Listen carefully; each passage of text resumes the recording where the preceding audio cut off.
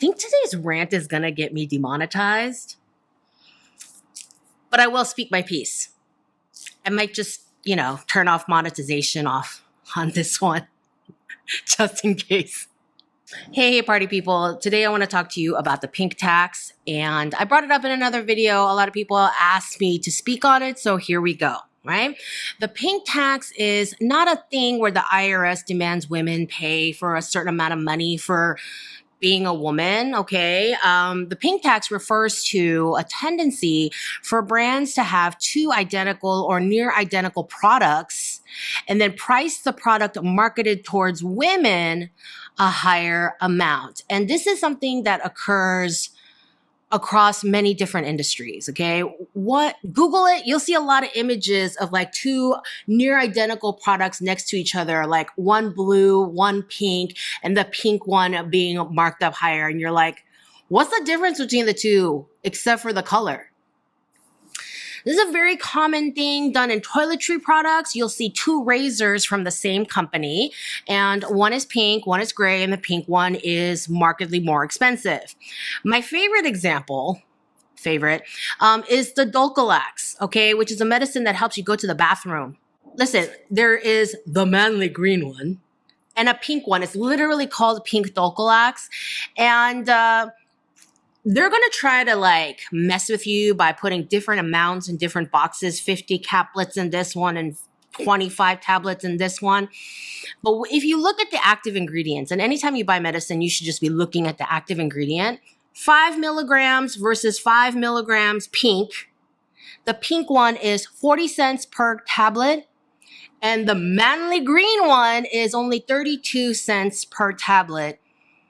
And that is literally 20 cents more. Did I do the math right? It's about 20% more for the pink one when they have the same 5 milligrams of active product in each tablet. Another example of the pink tax is how period products are taxed because they are not legally deemed a necessity. I would like someone to explain that to the billions of period having people around the world, whether or not period products are a necessity in their lives or not. Okay. Another common area where the pink tax is very evident is in beauty services. Okay. My husband and I will go out to get our hair done, our haircuts at the same place. I have very thin hair and I will get the same trim every time. My husband has very thick, coarse, wavy hair, but real short and kind of a typical masculine man cut. And my cut literally takes less time. Like, we will be seated in our salon chairs at the exact same time, and I will get up first. I don't like getting styling done. I don't like heating stuff on my hair, and I don't like a lot of products. And yet my haircut is more expensive. Why? Less time, no extra products, no extra services. Why is my haircut more expensive? Pink tax. I've been cutting my own hair for the past couple of years. And before you make any comments on the state of my hair, I want you to go back to my catalog of videos, okay? Because I stopped cutting my hair somewhere in the middle of my channel's lifespan. And so if you can tell me exactly what year I started cutting my own hair, then you can make fun of me. Dry cleaning is another service impacted by pink tax.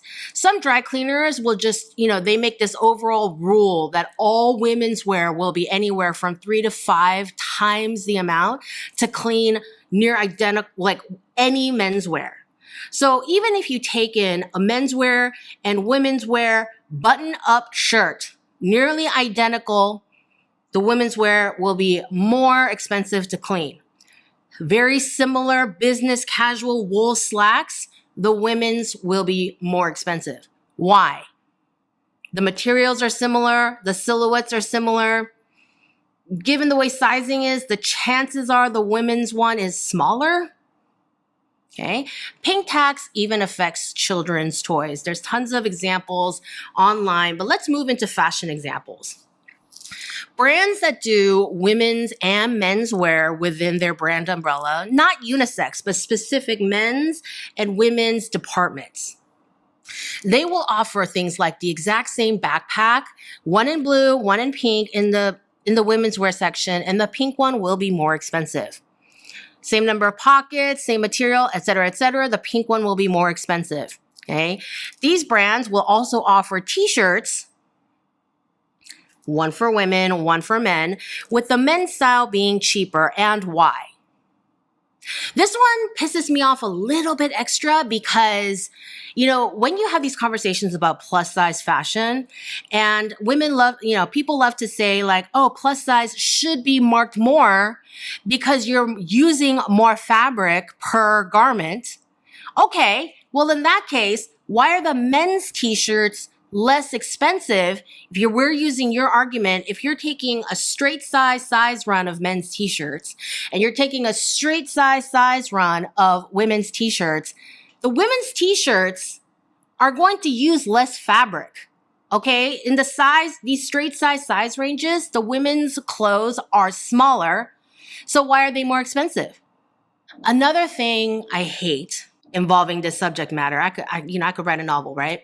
But another thing I hate, I read this Twitter thread once where a mom wrote about how she was buying school uniforms for her boy and girl, her son and daughter. And it was for the same exact elementary school. And yet the daughter's, number one, was more expensive. And number two, had smaller pockets, like the girl pants versus the boy pants. And I'm like, what is this? So I was talking to a girlfriend of mine who has boy-girl twins. And she said that was also her experience. And before you come at me in the comments being like, that's not my experience. Listen, why is it an experience for anyone? Why is this happening to anyone? Why are we setting up little girls to expect less from our clothes? Some people say that, women's wear doesn't have pockets because they want to sell women bags. Okay, but should little girls need to carry a purse when they want to run around outside and play? Should little girls need a purse when they want to have a little toy or a snack in their pockets when they're running errands with their mommy?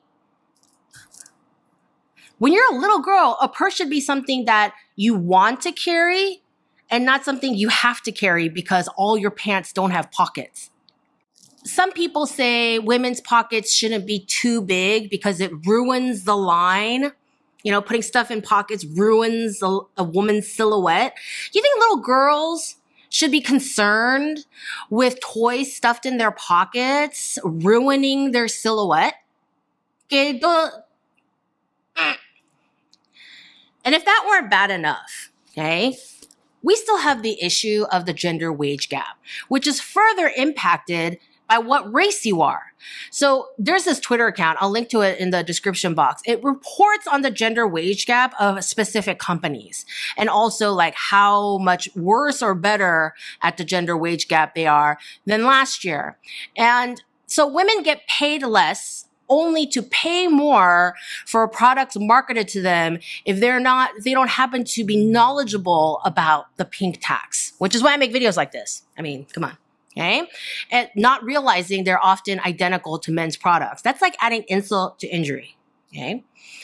Even worse, okay, yet another thing. Okay. Even worse is the fact that men's clothes are often made better than women's clothes industry-wide.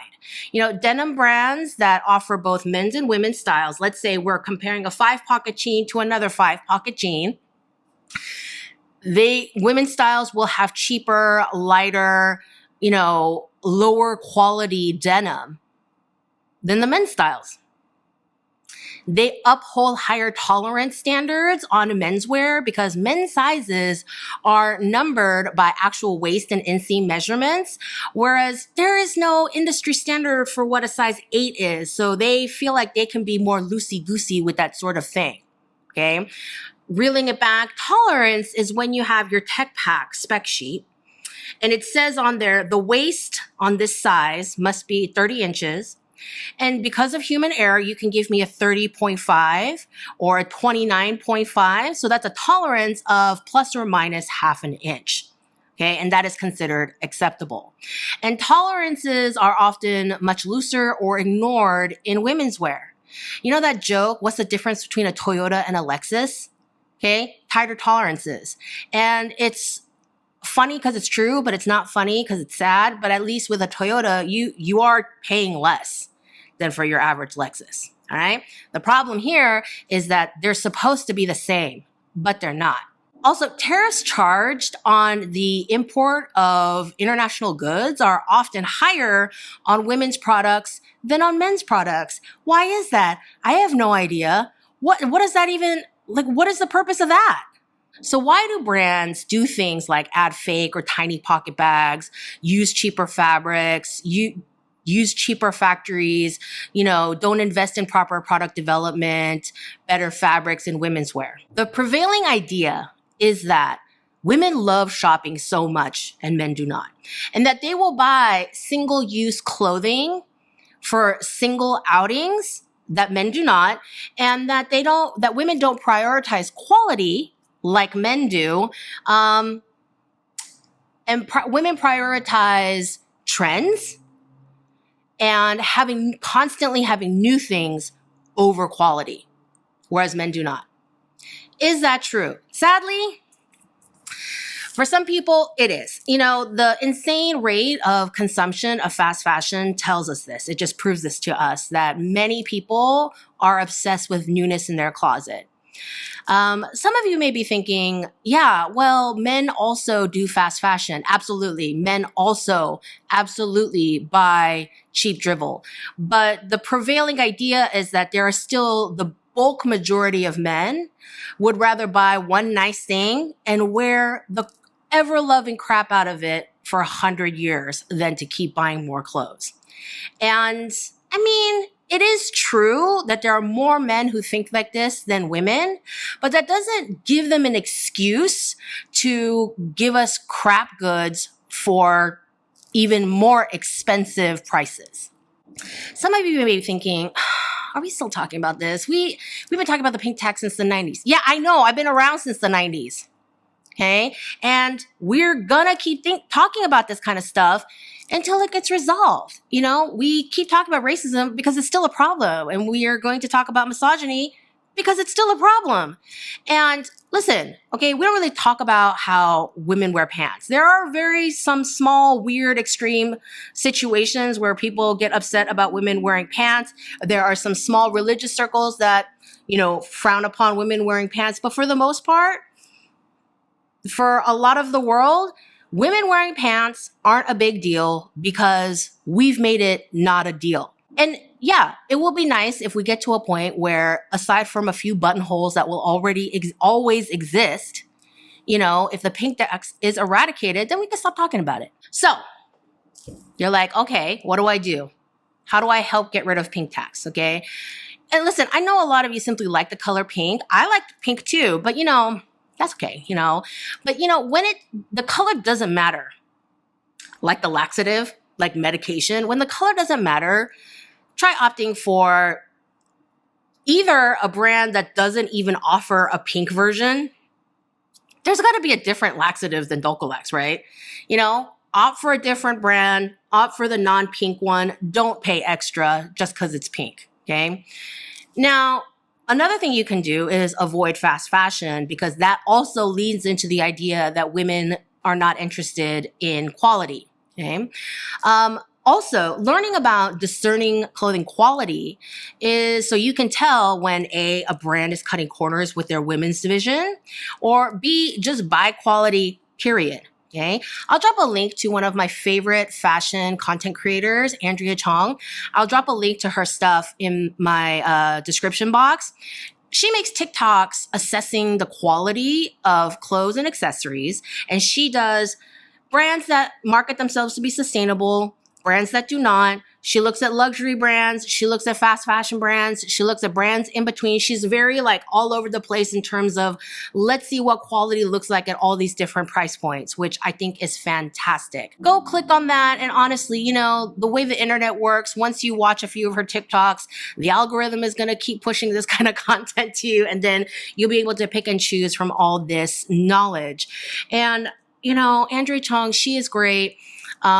she's got a great eye, and her voice is so nice that I would listen to her read the dictionary. Andrea, if you see this, please come on my channel and talk to me about clothing quality. Next, if you catch a brand engaging in pink tax marketing, call them out on it. Okay. Gotta love social media. Tag them on social media, call them out on Twitter, email them via their content form. Do both. Okay.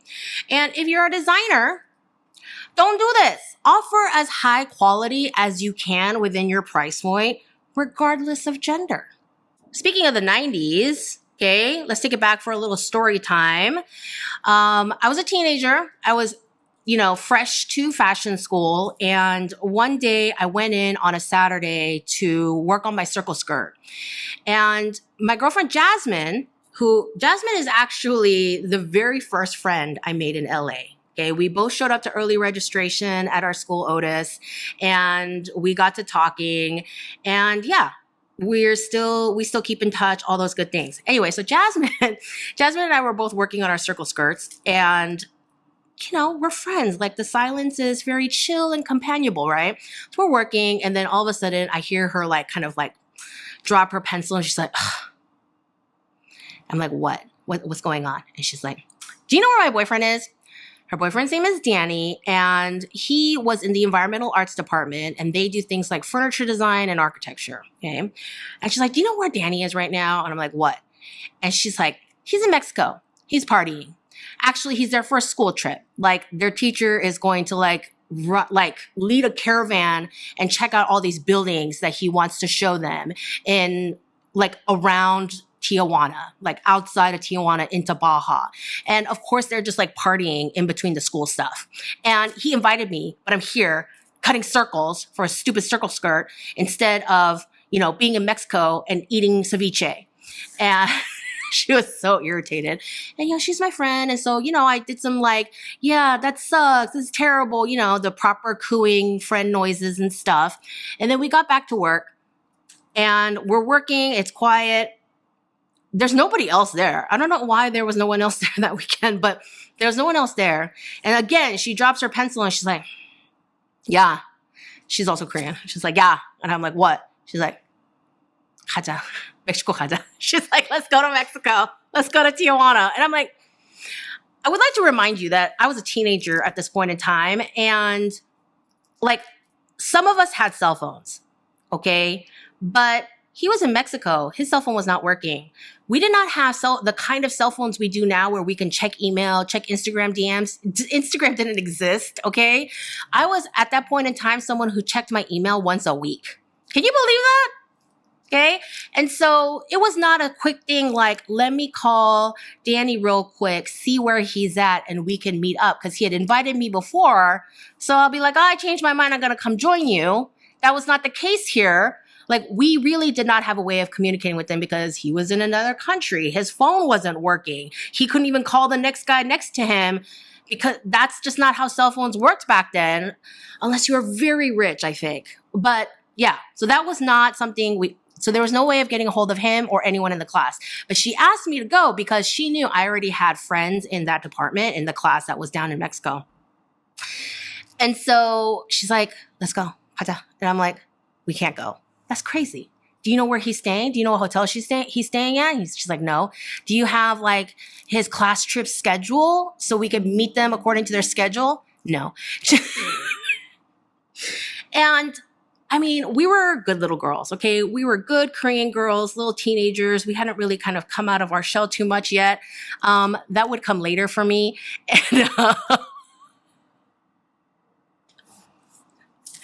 And so I was like, oh no, it's dangerous. And I've never been to Mexico. Remember, I grew up in Alaska and I was fresh to California.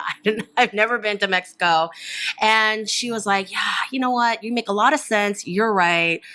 Let's just finish our homework. And then as soon as she said that, I was like, you know what? Who cares about these stupid circle skirts? This is literally the ugliest skirt I've ever made in my life. And in the future, if I don't know how to cut a circle skirt, who cares? Let's go. And she's like, oh my God, let's go. So we just packed up all our stuff. She drives home. I drive to my house. And I'm looking for my passport and my toothbrush. She even called me while I was at home. Finally, she was like, should we go? We shouldn't go. this is a terrible idea. Something bad is going to happen to us in Mexico. And in retrospect, a lot of things could have gone wrong. It's like we were just two Korean teenagers. She grew up in Orange County. I grew up in Alaska. Like we were not wise to the ways of the world. We didn't speak Spanish. Like I took Russian in high school. And like, we're like, oh no. And I'm on the phone. I'm like, if you do not put your passport and a toothbrush in a backpack and meet me on your front steps in 20 minutes, girl, we're going to do this. Fast forward, it's dark now, okay? It's dark now, and we're driving around in my car. I'm driving around the streets of Tijuana, trying not to get us killed, and accidentally going the wrong way on one-way streets like 3 times, you know? And listen, props to the Mexican people, okay? I think that they're so, especially in a place like Tijuana, that's such a party, touristy town, that they're so used to idiot American drivers rolling in for a partying weekend that they're just very kind and indulgent to morons like me going the wrong way, okay? Because I feel like there could have been several really bad road rage incidents, you know? Is anybody watching Beef, right? But no, it was fine. And she's on the prowl looking for his car. I'm half driving, half looking for his car. We're going into the parking lot of every hotel we can find. And finally, we roll into the Super Ocho. That's right. I said Super Ocho. I still have their business card somewhere as a souvenir of our time there. And she starts screaming. She found his car. And we were screaming, partially from excitement and partially from relief, because we found his car and we weren't dead yet. Why would we be dead? I don't know. But it was just everything was unknown, right? And the fact that we had not gotten so lost that we had found the person that we were looking for was like a miracle to us. And yet we didn't know what room he was in. So we get to the front desk and we're like, can we get so-and-so's room? Like, can you call and ask him to come out here? And they're like, there's no rooms booked under that name. And so we're like, okay, it must be every other student because they must all bunk together. So we just start throwing out names of all the students we know in his class. And finally, one sounds familiar. They call, we get reunited, we go party. It was a great time. I got offered a lot of illegal substances that night. Very interesting. And, you know, a lot of partying was had and a lot of ceviche was consumed the next day. It was a great time overall. Our class, when we got back to school on Monday, our class was so shocked that the 2 little Korean goody 2-shoes of our class just like, you know, said F you to homework and took off for freaking a random trip to Mexico, not having planned anything. But, you know, I did come back Sunday and did the circle skirt as fast as I possibly could. Of course I did. And the moral of the story is make good grades, but also make memories. It was a really good weekend. Today's rant of the day has a title, Cover Our Coochies. Okay. And I might get dinged by YouTube for this because I'm going to be talking about coochies for a while, but so be it. This is actually an important fashion thing. Okay. So let me tell you about a trend I'm so over. Okay.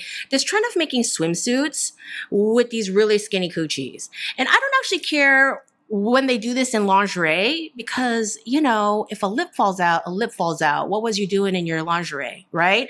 But swimsuits, which you presume will be worn in public, you don't exactly want a lip falling out in those situations, okay? Because listen, if you want to wear a swimsuit that shows a little cheeky cheek, great, amazing, incredible, wonderful, whatever you want to do, okay?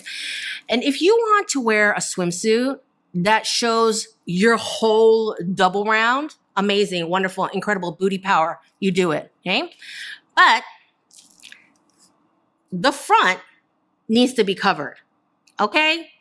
A narrow front is a problem. There are 2 reasons, I'm sure there are more if you could really think about it, but there are 2 main reasons why the skinny coochie patch is a problem. Number one, society's sexualization of young, hairless, small bodies. And by society, I mean every corner, from corn, high fashion, the everyday treatment of young girls. See what I said before, okay? And number two, swimsuit designers are not using fit models, but only using dress forms to fit their coochies. And this is a problem.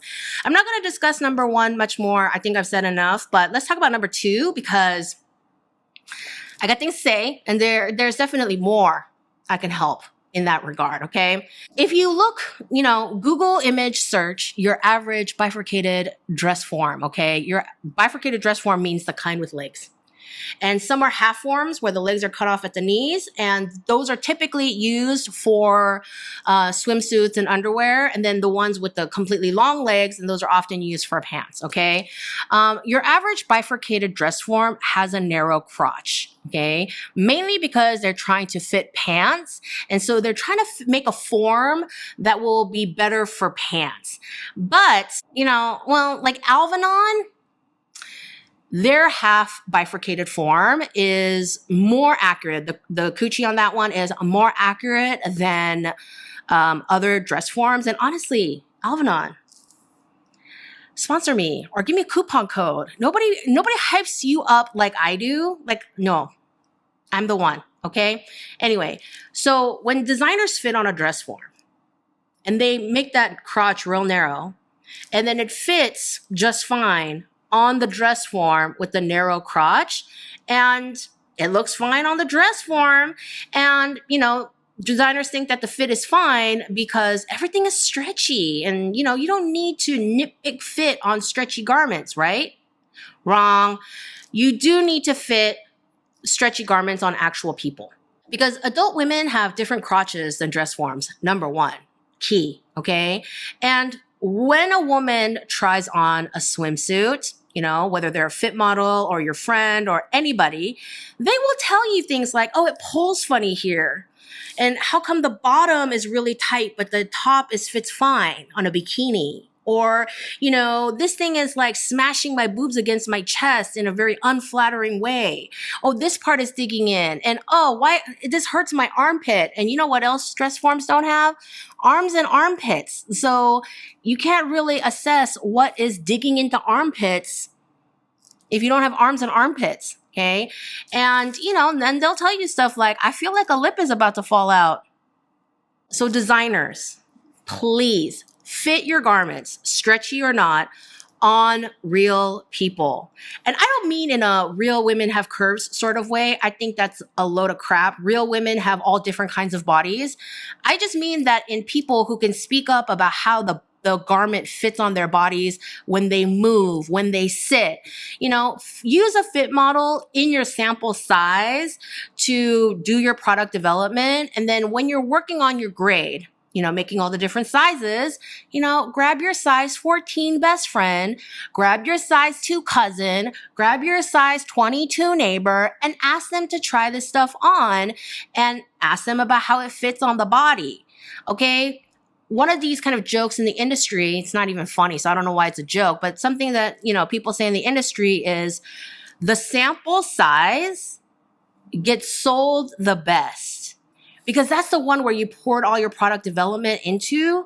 And then when you did the grading, you didn't pay that much attention to it. You slapped some numbers in an Excel spreadsheet. You didn't run any samples of any random sizes. And so those other sizes don't fit as well. And so people try them on and didn't like it. That's what happens. So you got to put these clothes on people. And yeah, sometimes you have to grade things that you didn't consider before. It's not just a hip, waist, bust sort of grade. You might have to grade the width of the crotch. It's a rant, but it's a rant from love. I want you to make better quality clothing. I want you to be successful.